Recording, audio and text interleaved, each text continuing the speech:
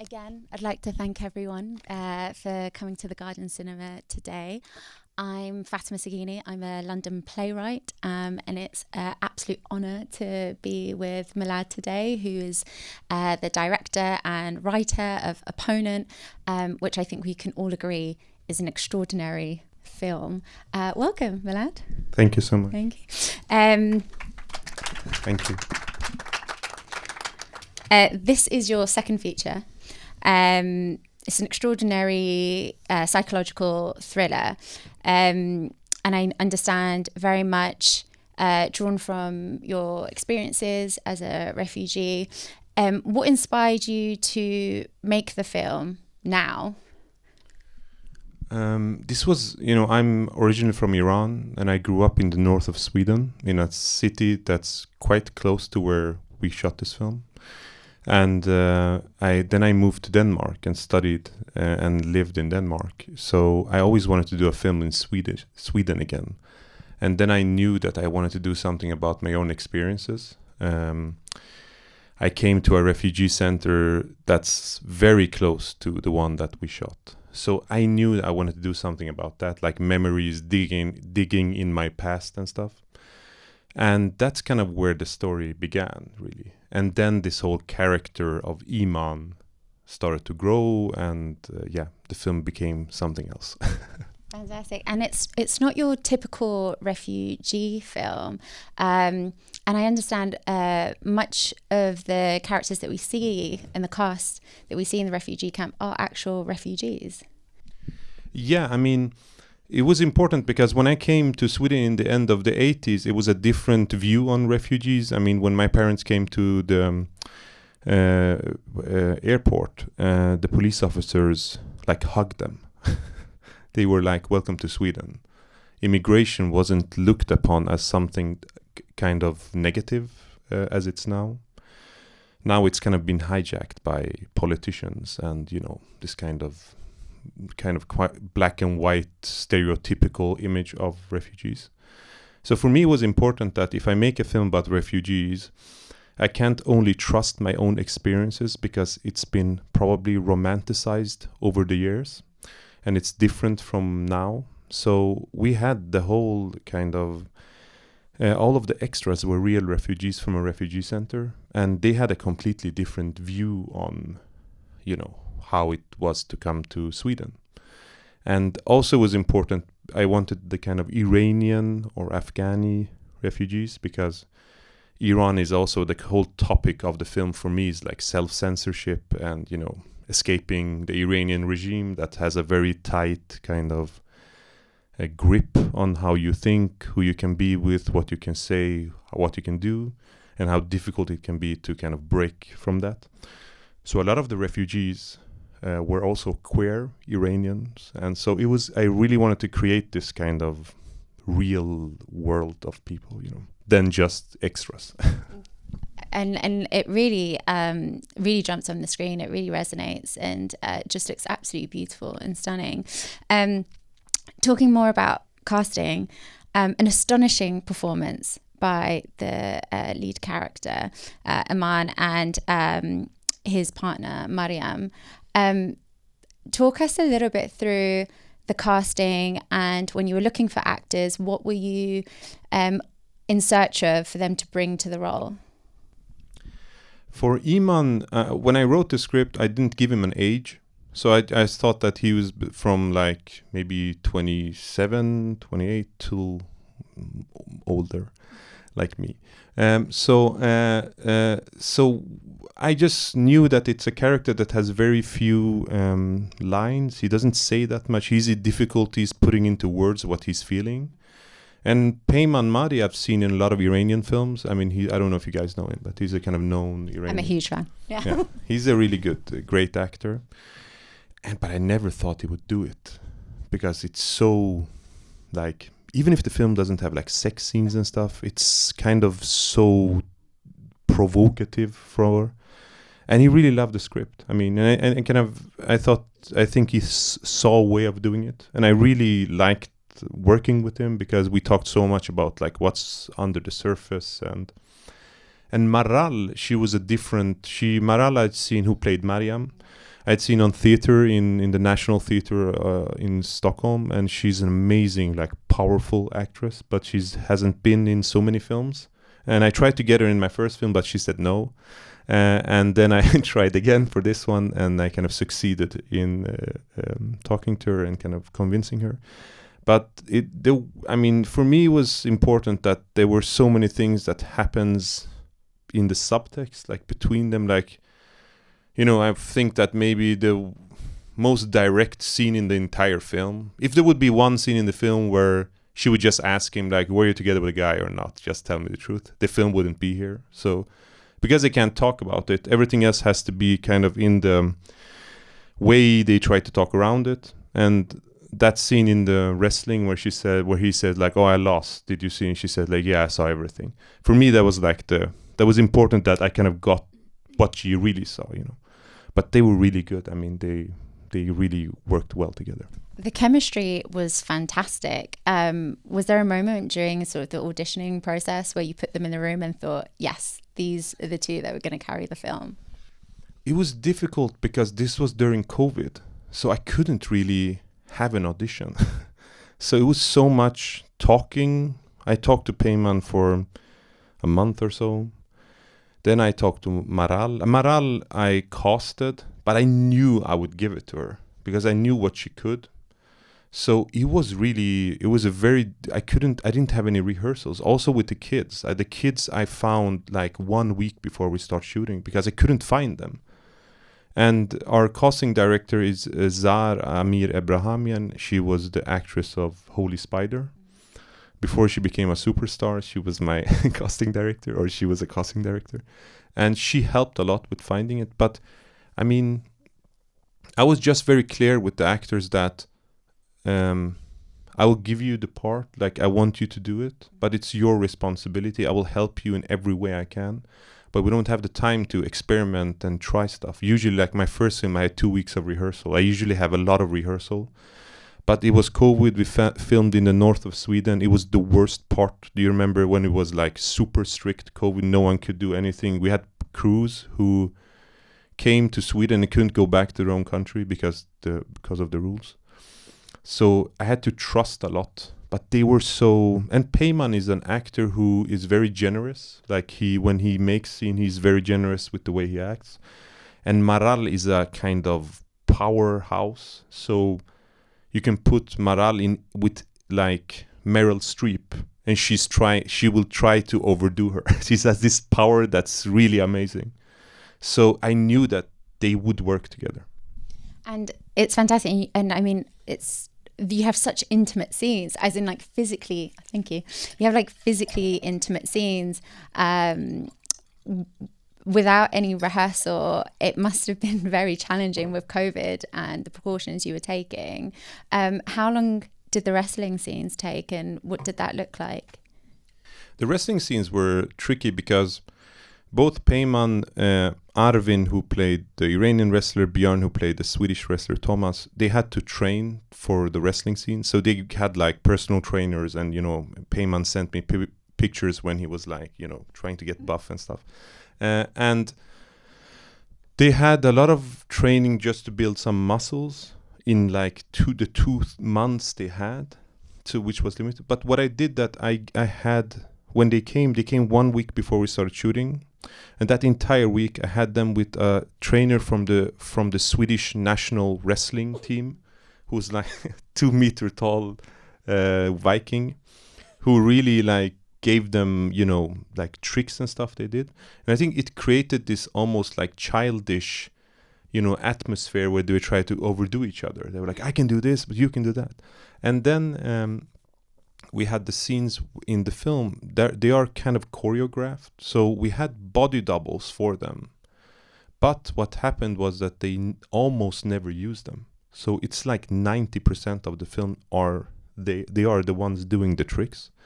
But it was easy when it was an actor and a wrestler, because the wrestler, they're so physically strong, so they can take your body and put you on the mat in a way where you don't hurt yourself. But when it's just two actors, it was impossible. So some of the scenes with the two actors, we had to use the body doubles. But I mean, they did that. But it was, I mean, every day of this shoot was basically someone got COVID. You know, it was, we had to shut down for 2 weeks. It was horrible. Like the refugees that came in the bus, like they went back and all of them got COVID, you know. So it was just the worst experience. You know, I had fever for like 2 weeks. So it's just that I really had this, we had this feeling of like the film, we have to make it because it's been so difficult with the whole thing with we also filmed so far up north, like there wasn't any hospitals close to us. So when we got COVID, we had to just shut down and isolate ourselves. So I mean, yeah, it was difficult. I mean, that sounds incredible. I mean, the pandemic and COVID seems so long ago, and as you're retelling it, it's coming quite fresh. You forgot like how like science fiction it actually was. It was crazy. Yeah. And I tend to find that films that were shot during COVID, even TV shows actually, you can kind of tell that they were shot in COVID because you had a lot of one character scenes or two person scenes. I don't think I've seen anything shot in COVID unless it's like a massive blockbuster where there is so many cast members in the same space. So congratulations I feel like that deserves a round of applause, actually. I think that's quite, that in itself is award worthy. Yeah, it's quite incredible actually what you're saying. Sort of, I wanted to talk about, so the film is extremely layered and extremely nuanced and complex. Themes of like masculinity, gender roles, identity, immigration, displacement. Sort of, you have a wide spectrum of things that the characters and the storyline delves in. What is it, as well as talking about the refugee experience, what is it that you're hoping for audiences to take away? I don't know. I had this question 5 minutes ago in an interview. I think that usually, like, I think this type of film it's you know, it's a kind of existential film, I would say. That's why it has so many layers and like goes in different directions. So I don't know if there's only one thing that the people should get from the film. Maybe a more kind of experience of having a more humanistic view on refugees. Maybe that's a thing I try to do. I also try to say something about Iran and the kind of dictatorship, the censorship. I try to say something about, like, the ending was the most difficult part of the film because everything in my body was like, he should stay in Sweden, he should stay in Sweden, he should stay in Sweden. But at the same time, I was like, this guy, he can't stay in Sweden. He has to go back, even if it's in every way it feels wrong. But it's the way of saying something about what he, like his generation, what he's been through, like all of these questions. So that was kind of but I mean, for me, cinema hopefully should ask a lot of questions and maybe not give all the answers. And afterwards, you know, you go home and you think about it. And I think a film like Zone of Interest, which I really think is a very good film, it was one of those films that I was very provoked by the film. It just continued in my head, you know. And I hope that this film also raises some questions about, you know, identity, sexual identity. I mean, I was raised in the north of Sweden with a lot of Iranian men that are exactly like Iman, that have had extremely difficulties. Like, instead of going and meeting a person or a man, you know, even if they were queer, in a bar, they went to like a porn shop, you know. So it's like this thing of this shame of being who you really want to be. And the kind of process of breaking free from that. So I tried to say a lot of stuff, maybe too many stuff, I don't know, but that's what the film tried to do. And it was beautifully put. And yeah, definitely, I think across actually the entire MENA region, there are, I mean, I know in Morocco, hammems are the place for queer men. That's wrestling as well. Yeah, and wrestling. And so there are these spaces, but still in those spaces, you're not safe. They're not safe spaces. And I think, you know, there's a moment, one of my favorite scenes in the film, or one of the scenes in the film that stayed with me, was that moment when Iman his family have left. He's at the party. He's having this like very gay pride moment that's very normal in Sweden, and he can't fully immerse himself in it. He just can't sort of penetrate it as fully as he wants to. So it's a joyous scene, but also heartbreaking at the same time. So we're going to open it up to the audience. And we'll take your questions, sir. Oh, yeah, we have a roaming mic as well. Thank you. This was an amazing film. It's great to see these type of stories about Iran. My mom was also a Iranian refugee in Sweden in the 80s. So these type of stories wouldn't be able to be told 10 years ago, 15 years ago, but different kind of Iranian cinema is emerging where films like this one or the Holy Spider is being made outside Iran, and there's a lot of good films being made illegally in Iran.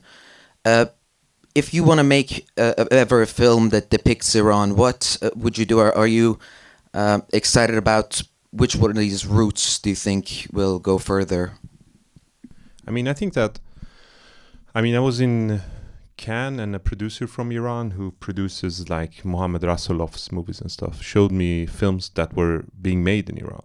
And I saw this film, a feature film, where all of the women, show their hair. They were talking about, there was this beautiful scene where they were talking about menstruation, which I was like, this has never been seen in Iranian cinema. So I think people are pushing the limits. And as you know, Iran has a young kind of population of people who wants to break free from the kind of censorship. And they are just getting bolder and bolder. They're making films that, I love the films of, Abbas Kiarostami and all of these people, but they are films that are made, some of them are films that are made in the censorship, and you can kind of sense it in a way, you know that they're saying something critical, but they don't really say it directly, but I think that will change. For me, I don't see myself as just like an Iranian filmmaker because I've had so many different experiences, but I think I know a lot of these filmmakers who, the diaspora of Iranian filmmakers. And I think that we feel a more kind of responsibility to tell some stories and shed light on stuff. But everyone dreams of like that the people who actually live in Iran, that the daily life is in Iran, actually do it. Because I think that it's different than when I do it. I have a distance to it. I have to sometimes use my imagination because it was a long time ago when I was walking the streets of Tehran, But when my friends who live in Iran, they just have a different approach to it. And I hope that we'll see more of that. But the Iranian regime, they're very afraid of culture. They're afraid of filmmakers because culture is a way of changing people's thoughts and giving other point of views. So that's why it's become more difficult, but people are doing it, Thank you. Any other questions? Lady at the back and then the gentleman at the front. Hi. First of all, congratulations. It was amazing. I really enjoyed the pictures, the quality. A comment and a question.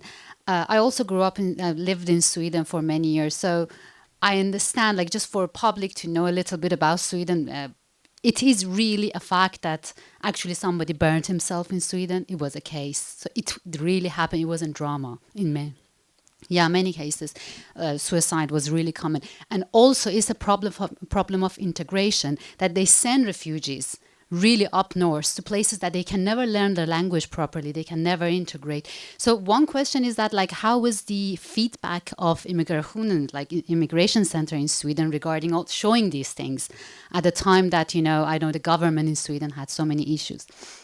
Then on the other hand, regarding Iran, we do talk about criticizing the government and that they're not open. Payman Maadi is an amazing actor, but at the same time, when I watched this film, it was quite conservative in many ways. Like, okay, they never kissed the wife and husband. And regarding the political aspect, it is the beauty of storytelling is not to tell. Not to be too political. the subtext, not to ask a direct question. That's why we love films. We're not watching documentary. But I don't know if the public will understand that in Iran, a crime for homosexuality can be actually execution. I don't know if the general public knows that. And there was no kind of indication of that in the film at all whatsoever. Was that your decision, or was it having Payman as an actor affected that? So I know two different things. I'm trying to touch the two sides of these countries. No, it's good questions. I think the script earlier, there was a lot of sex scenes actually. Like in the beginning, I had a lot of I had a lot of also sex scenes with Maryam and stuff. And at one point, this was before Payman actually. At one point, I usually work with the same editor and the cinematographer for my films. And at one point, I shared the script, and I got this feedback where it's a lot of the crew, they were like, it's nice, but it feels like a coming of age story. Like some of the scenes, the sex scenes and the kissing scenes and these things make it a bit more kind of easy in a way. That's why actually I decided to take them out, but it was early. Before actually casting Payman, I knew that, I mean, I'm not stupid. I know that Payman is an actor who works in Iran. So I knew that he would be kind of afraid of things. But it was kind of two things. I knew that if I choose someone like Payman, except for him being a great actor, it would give something to the, like more people would actually watch it. It was a person who's rooted within the Iranian society. So it wasn't that much kind of, making decisions for his sake. But there were some scenes that were difficult for him to do. But he did it. And sometimes I felt like it was like almost going to the dentist, that it's going to be hurtful, it's going to have a lot of pain, but it's good for you as well. So it was, but it's interesting because I did this film, and then the stuff I did afterwards, I was just like naked, sexy. It was just like I get almost like a reaction from being so, everything is so kind of delicate. But I mean, there was a lot of stuff. Payman has never done a film where he lies in bed with a woman, ever. So that already there. But I mean, I think I have to give it to him that he really did it. I was really like, my first film is with an actor who's a good friend of mine, who's an Iranian actor who lives in Sweden. I mean, I could have him and he could be naked half the film, but I don't think it would be better. Actually, I think it would take some stuff out of it. Regarding the Iranian or the Swedish, I mean, the people who've seen it that work in the immigration system, they like it a lot because it doesn't really put, I don't know if politicians like it, but the people who work there, like social work, because it doesn't really point finger at them and say like, you are idiots, you are using people, or you are, it's more the system as it is. So it's not, I think I'm always trying not to judge people, whoever they are, because if you make a scene with a police officer who comes and takes someone out, and you portray that police officer as he's a bad guy, I think it just feels wrong, because I don't know who that person is. Maybe he doesn't want to do this. He's just forced to do it, And I think that the system, what's the most, I wanted to put this in the film, but I couldn't find place for it. But what's most interesting is that a lot of these refugee centers are private refugee centers. So some people who own the refugee centers are people who are against immigration. But they use the refugee centers to get money to themselves. And they take a lot of money. Like it's like, and I mean, they were like living in refugee centers, whereas the warm water is like half the day. And they have like, most of them had kids, So it's just like, I think that's something that is like one story I heard, I just have to share it because it was so surrealistic. Like there was this guy who owns a lot of refugee centers in Sweden. His name is Bert Karlsson. He's like a known kind of music guy. And he bought a lot of houses in Sweden to have the refugee centers in. He also wanted to promote his artists. So in the refugee centers, there was like free music from his own artists that were all really bad Swedish, you know. And I talked to some of the people who were in these refugees, and they were going insane. We're just listening to this shit music every day. So it's like some of these things are just so weird, you know. I'm making one film after this, because I made the decision that I'm going to make 3 films about something about Iran. And the next film I'm making is much more direct than anything I think I've done regarding the censorship and the people. And it's a film that cannot be no one in Iran, whoever the person will ever be in this film, because it's so provocative. So I kind of chose to do the last part of it, but yeah. That's incredible, and we all look forward to watching your next feature. I think it's just to reinforce the point the gentleman in the front was making, that because it reminded me of I feel quite sad to think there was this famous comedian Robin Williams, and his very last film he played as a very similar character. He was a middle-aged man, but in a married for a long time, but he was gay, so he was living all his life as a lie. It was very sad. Remember, because it was like a good epitaph, because it was a very good film, but hardly anyone ever saw it. I remember sitting in Regent Street Cinema, and there's about 3 or 4 people, and I thought, why hasn't this got a better showing? And I think it's a similar thing, as though when it was going against type for Robin Williams, but it's also this idea, but he's not actually having sex or anything, but why? But that was the good thing about the film. It challenged the idea that there's no such thing really as a typical gay man, and that the guy there, clearly he was out of place in his family, but he was also out of place in this gay Swedish sauna. You know, he didn't fit into this stereotypes. I think that was a good thing about the film. You know, so I think a lot of more people see this than Robin Williams' last film, strangely, because it, as you say, has going to other cinemas. So I thought that was one of the good things about the film, and it kind of makes you think, well, no, there isn't. You know, it doesn't.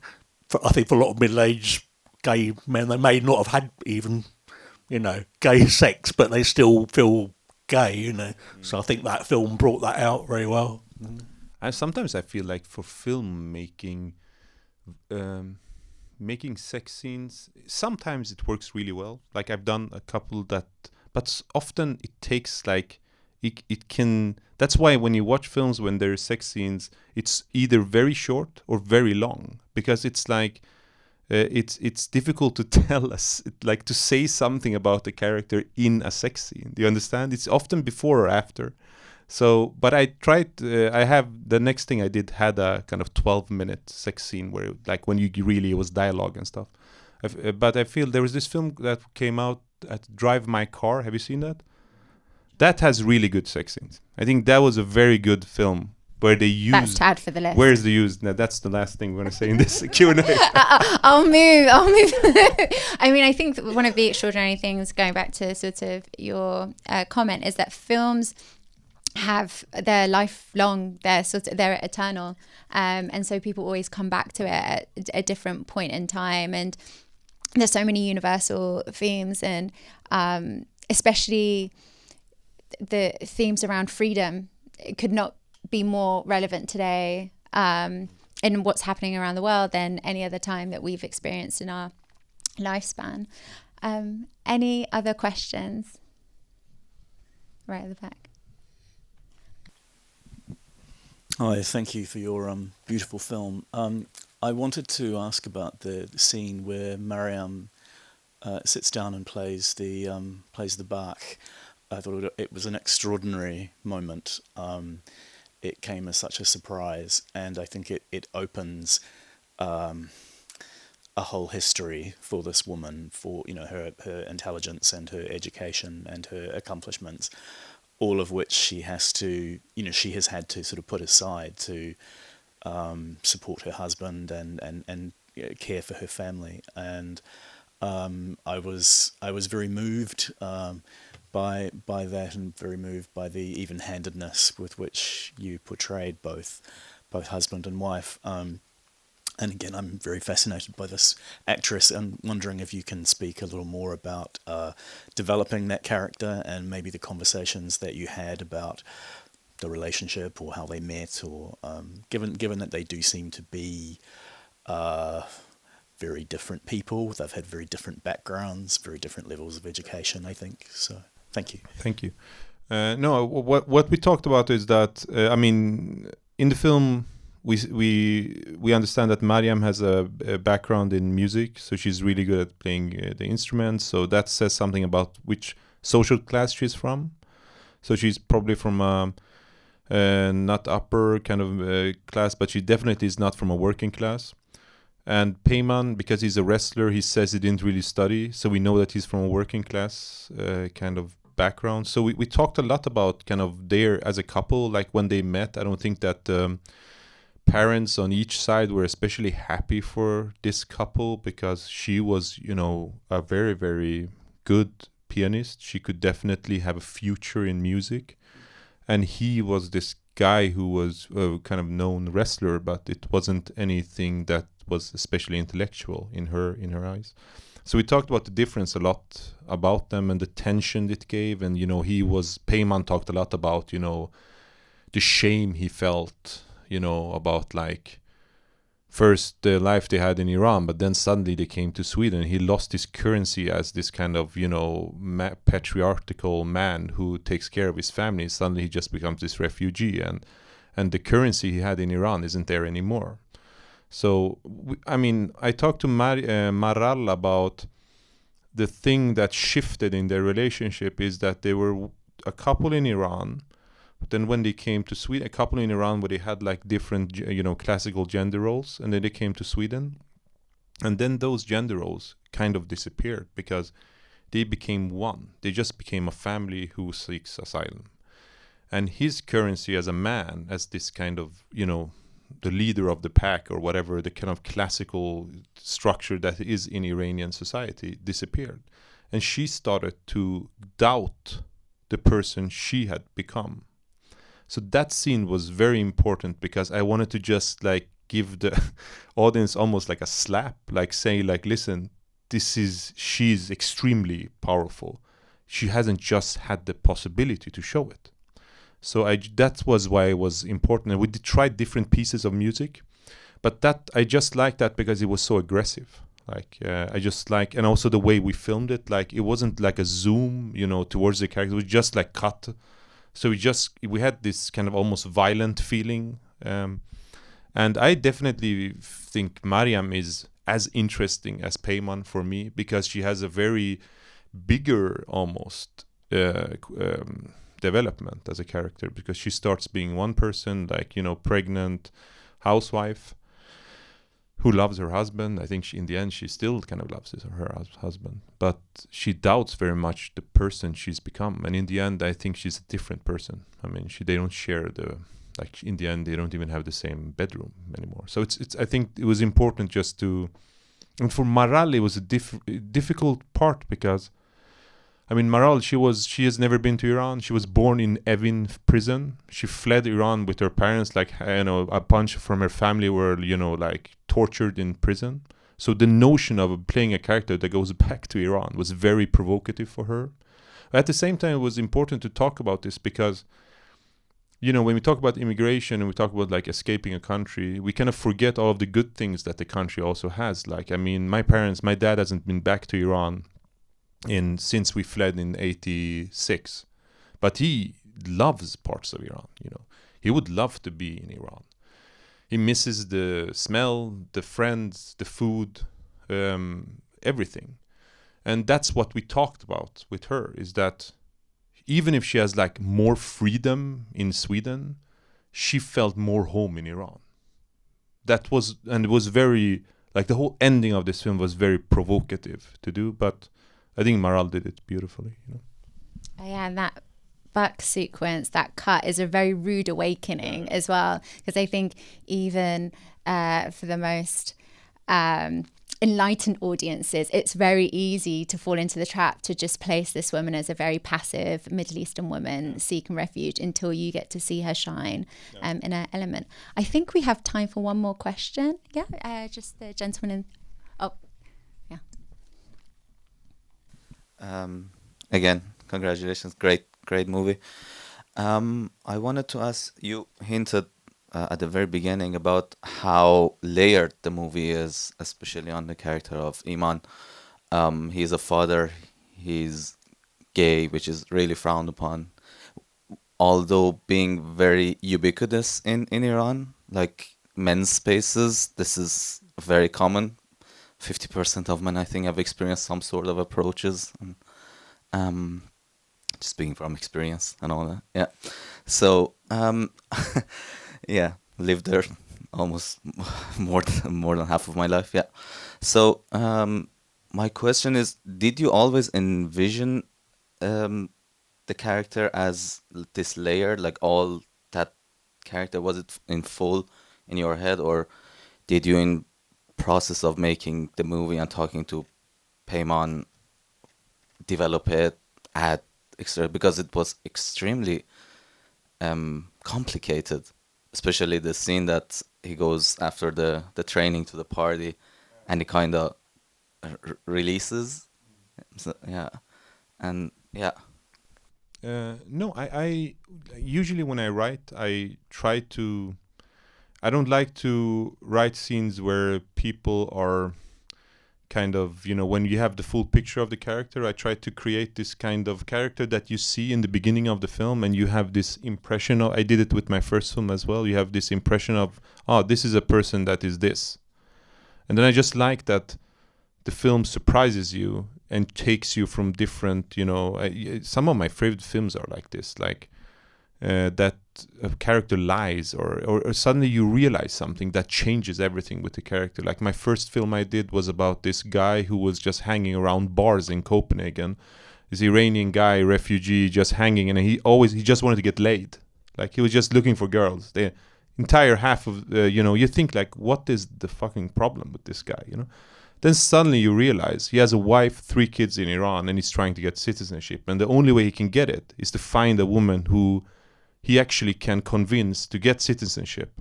Then he falls in love, of course, which complicates everything. And I just like films where you see a scene that changes everything, that throws everything. Like I'm writing this story now about a woman who loses her son.